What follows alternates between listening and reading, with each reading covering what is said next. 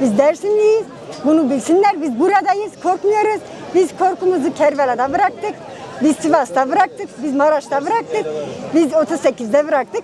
Biz buradayız. Korkmuyoruz. Dêrsimimiz gururludur, onurludur, onurlu kalacak. Kurban olurum Dêrsim'in bir dal yaprağına. Bebeler, anne karnında süngünün üstüne takıldı. O kim var bende? O nefret var bende. O düzene karşı, o sisteme karşı. Böyle bir şey istemiyoruz. Sularımız kesilecek, doğamız bozulacak, havamız, suyumuz bozulacak. Biz bunları istemiyoruz. Zaten herkes sağlığı bozuk. En azından temiz havada sağlıklı bir yaşam istiyoruz. Direneceğiz biz. Sonuna elimizde gücümüz yettiği kadar direneceğiz.